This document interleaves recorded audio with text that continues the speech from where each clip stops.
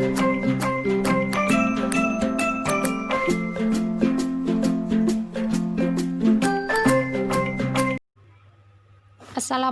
warahmatullahi wabarakatuh. Perkenalkan, nama saya Nur Wahyuni, NIM T2018-1285, kelas A6, semester 5, Prodi Pendidikan Agama Islam, Fakultas Tarbiyah dan Ilmu Keguruan, Perguruan Tinggi Institut Agama Islam Negeri Jember. Di sini saya akan menjelaskan langkah-langkah menyusun rencana pelaksanaan pembelajaran RPP. Langsung saja. Yang pertama yaitu identitas, yang mana meliputi satuan pendidikan, mata pelajaran, kelas atau semester, materi pokok, alokasi waktu, dan tahun ajaran. Kelas atau semester di sini saya memilih pada kelas 9, semester genap. Materi pokok yang saya pilih ibadah haji dan umroh, alokasi waktu 3 jam, 3 kali pertemuan dikali 3 jam pelajaran. Di sini alokasi waktu teman-teman bisa melihat pada prota atau promes yang telah dibuat. Tahun ajaran 2020-2021. Yang pertama yaitu A, kompetensi inti, KI. KI di sini bisa teman-teman lihat di Permendikbud nomor 37 tahun 2018. Selanjutnya yaitu B, kompetensi dasar dan indikator pencapaian. Di sini teman-teman memasukkan KD yang ada di silabus pada kelas 9 materi ibadah haji dan umroh. Untuk indikator pencapaian kompetensi, teman-teman bisa menggunakan KKO, kata kerja operasional. Yang selanjutnya yaitu tujuan pembelajaran. Tujuan pembelajaran di sini dibuat agak lebih mudah dibuat setiap pertemuan, yang mana telah ditentukan di atas bahwasanya ada 3 kali pertemuan. Pertemuan pertama yaitu melalui metode kooperatif teknik jigsaw, siswa dapat menjelaskan ketentuan ibadah haji dan umroh dengan benar, menguraikan ketentuan ibadah haji dan umroh dengan tepat, disesuaikan dengan indikator pencapaian yang sudah ada. Nah, di sini untuk menulis tujuan pembelajaran itu dimulai dari indikator pencapaian kompetensi nomor 3. Yang selanjutnya yang D yaitu materi pembelajaran. Materi pembelajaran di sini sama, dibuat dalam 3 kali pertemuan agar lebih mudah. Untuk pertemuan pertama yaitu pengertian haji dan umroh, yang kedua syarat haji dan umroh, yang ketiga rukun haji dan umroh, dan begitupun materi kedua dan ketiga. Dibuat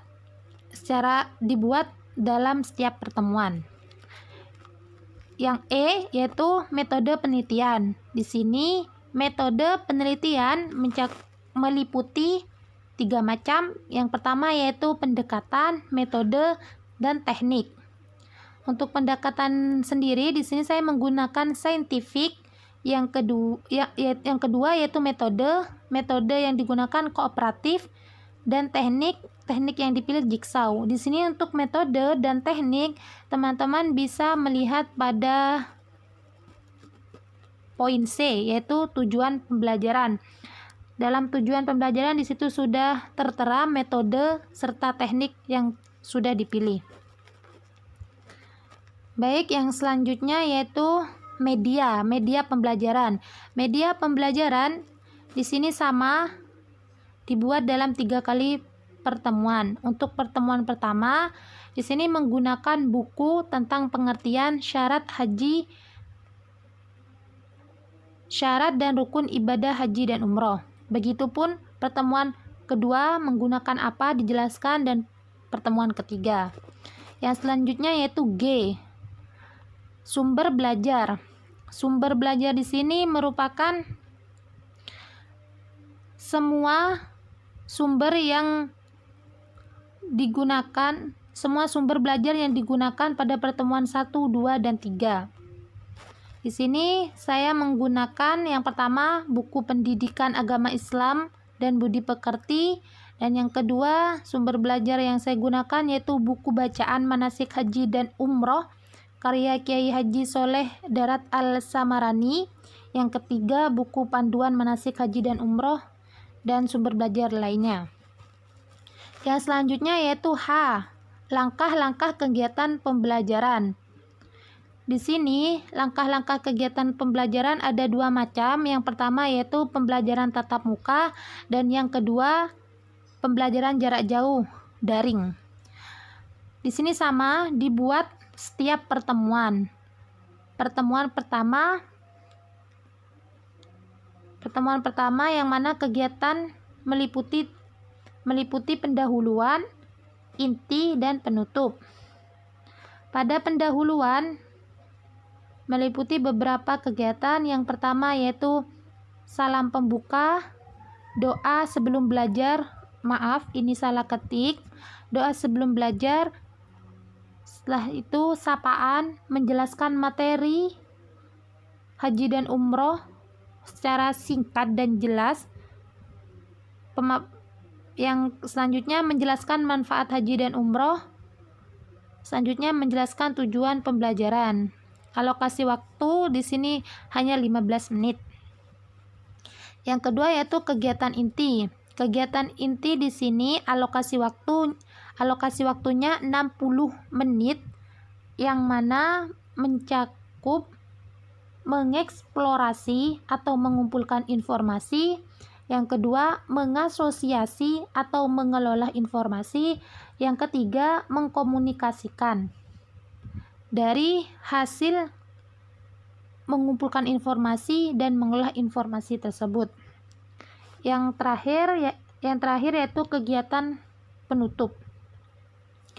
Yang mana penutup di sini yang pertama umpan balik. Guru memberikan tanggapan terhadap kegiatan belajar atau hasil belajar yang telah dilakukan. Tindak lanjut, guru memberikan tugas terhadap siswa berupa pengayaan materi. Dan yang selanjutnya, guru menjelaskan pembelajaran yang akan dilaksanakan pada pertemuan selanjutnya. Untuk alokasi waktunya yaitu 30 menit untuk kegiatan penutup. Begitupun pertemuan yang kedua, ketiga. Dibuat sama ya, pertemuan kedua dan ketiga disusun seperti pertemuan pertama. Yang selanjutnya yaitu pembelajaran jarak jauh atau daring. Pertemuan pertama sama, kegiatannya ada 3 yaitu pendahuluan, inti, dan penutup. Untuk kegiatan pendahuluan itu mencakup salam pembuka, doa sebelum belajar, sapaan, menjelaskan materi haji dan umroh, menjelaskan manfaat haji dan umroh, dan menjelaskan tujuan pembelajaran. Alokasi waktu 15 menit. Kegiatan inti di sini alokasi waktunya yaitu 90 menit, yang mana 60 menit siswa dituntut untuk mengeksplorasi, mengumpulkan informasi, dan mengasosiasi, mengolah informasi. Yang kemudian siswa mengomunikasikan dengan alokasi waktu 30 menit. Penutup yaitu dengan alokasi waktu 30 menit mencakup umpan balik. Guru menjelaskan terhadap kegiatan belajar atau hasil belajar yang telah dilakukan. Tindak lanjut, guru memberikan tugas terhadap siswa berupa pengayaan materi. Yang selanjutnya, guru menjelaskan dan memberitahukan apa saja yang harus disiapkan untuk pembelajaran yang akan dilaksanakan pada pertemuan selanjutnya. Begitupun pertemuan kedua dan ketiga.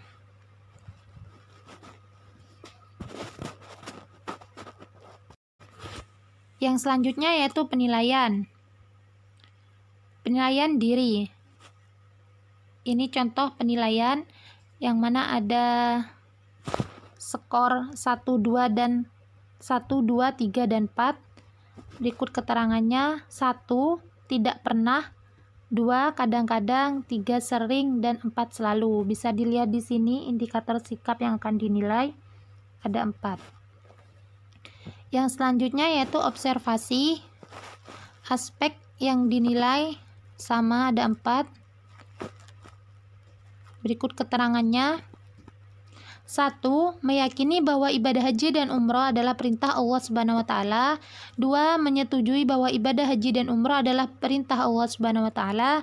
3. Melakukan perilaku menjaga solidaritas umat Islam dalam kehidupan sehari-hari. 4. Memberikan contoh perilaku menjaga solidaritas umat Islam dalam kehidupan sehari-hari. Yang C yaitu penilaian pengetahuan tes tulis. Di sini ada 5 soal yang masing-masing soal memiliki poin 20. Yang pertama, di sini soalnya berupa sebutkan 3 hikmah haji dan umroh. Begitupun soal selanjutnya bisa dibaca pada layar di HP. Yang selanjutnya yaitu penilaian keterampilan unjuk kerja. Di sini yaitu penilaiannya pada praktek manasik haji. Nama peserta didik kelas, yang mana aspek yang dinilai di sini rukun haji, wajib haji, sunnah haji. Yang kedua bacaan, kelancaran, kebenaran, dan yang ketiga keserasian antara bacaan dan kegiatan. Berikut keterangan. Oke. Keterangan untuk skor, untuk nilai yaitu ada 1, 2, 3 dan 4. Yang mana 1 tidak kompeten, 2 cukup kompeten, yang ketiga kompeten, 4 sangat kompeten. Kriteria penilaian dapat dilakukan sebagai berikut. 1. Jika seorang siswa memperoleh skor 22 sampai 28 dapat ditetapkan sangat kompeten. 2. Jika seorang siswa memperoleh skor 15 sampai 21 dapat ditetapkan kompeten. 3. Jika seorang siswa memperoleh 8 sampai 14 dapat ditetapkan cukup kompeten. Nomor 4, jika seorang siswa memperoleh skor 0 sampai 7 dapat ditetapkan tidak kompeten. Terima kasih. Tadi adalah penjelasan langkah-langkah menyusun rencana pelaksanaan pembelajaran. Kurang lebihnya saya mohon maaf. Wassalamualaikum warahmatullahi wabarakatuh.